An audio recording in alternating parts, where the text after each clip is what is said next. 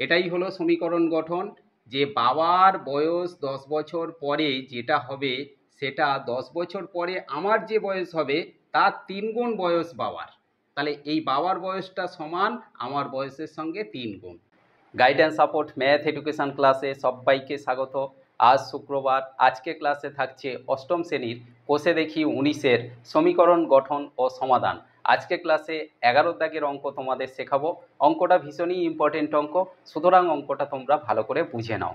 যারা স্টুডেন্ট তারা তো ভিডিওটা দেখবেই, যারা স্টুডেন্ট নয় তাদের উদ্দেশ্যে বলছি তোমরাও ভিডিওটা দেখো, ভালো লাগলে তোমাদের বাড়ির ছেলেমেয়েদের ভিডিওটা দেখার সুযোগ করে দিও।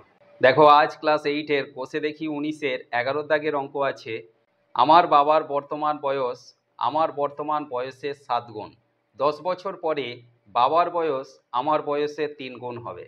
আমার ও বাবার বর্তমান বয়স লিখি। তাহলে ক্লাস 8-এর কোষে দেখি 19-এর আজকের ক্লাসে 11 দাগের অঙ্ক। এই 11 দাগে অঙ্কের জন্য আমরা লিখব, মনে করি আমার বর্তমান বয়স মানে এখন বর্তমান বয়স কত না এক্স বছর। তাহলে এখন আমার বয়স কত না এক্স বছর। বাবার বয়স কত বলা হয়েছে? আমার বর্তমান বয়সের 7 গুণ। তাহলে লিখব যে বাবার বর্তমান বয়স মানে এখন বাবার বয়স কত, বর্তমান বয়স এক্স গুণ 7, আমার বয়সের 7 গুণ। সেই জন্য আমার বয়স এক্স, তাকে 7 দিয়ে গুণ করে এখানে পাবো 7x বছর। তাহলে এখানে আমার বয়স এক্স বছর এবং বাবার বয়স 7x বছর। তাহলে 10 বছর পরে আমার বয়স কত হবে না, এখন আমার যে বয়স তার সঙ্গে 10 বছর বাড়বে মানে প্লাস হবে। তাহলে লিখব যে 10 বছর পরে আমার বয়স হবে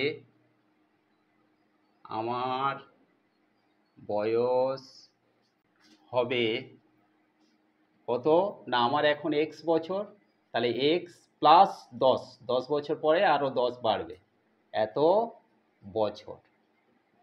তাহলে 10 বছর পরে বাবার বয়স কত হবে?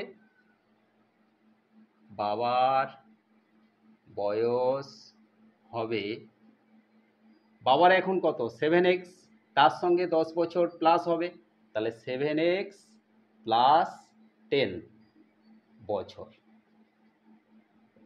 এবারে আমাদের অঙ্কে বলা আছে যে 10 বছর পরে আমার বাবার বয়স হবে আমার বয়সের 3 গুণ। তাহলে আমরা লিখতে পারি শর্তানুযায়ী, মানে যেটা সমীকরণ হবে আর কি, শর্তানুযায়ী 10 বছর পরে আমার বয়স কত হবে না এক্স প্লাস 10 বছর, আর বাবার বয়স কত হবে না 7x প্লাস 10।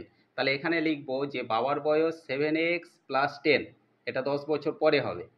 সেই বয়সটা আমার বয়সের 3 গুণ।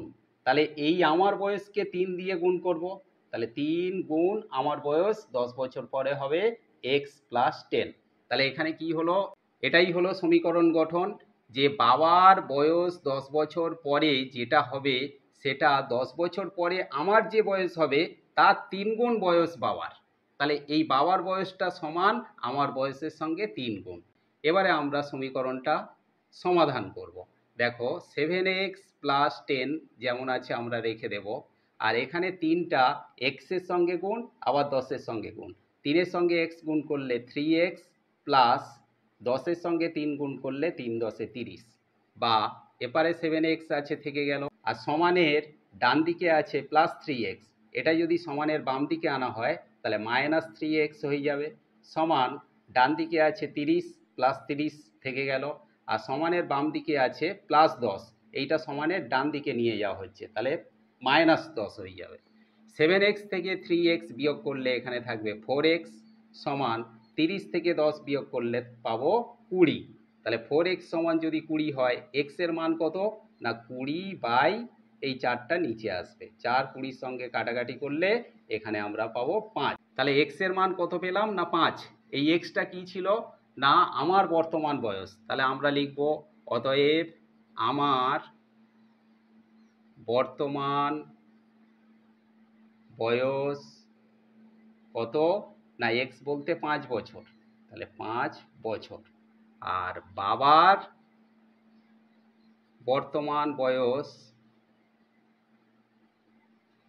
কত, বাবার বর্তমান বয়স এক্স গুণ 7, তার মানে এক্স বলতে 5, 5 গুণ 7, আমার বয়সের 7 গুণ, তাহলে 5 7 35 বছর। তাহলে এখানে আমার বয়স 5 বছর এবং আমার বাবার বয়স 35 বছর।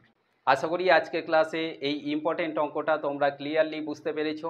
অঙ্কটাকে ভালো করে প্র্যাকটিস করতে থাকো, প্রায়ই পরীক্ষাতে আসে। দেখা হচ্ছে পরবর্তী ক্লাসে।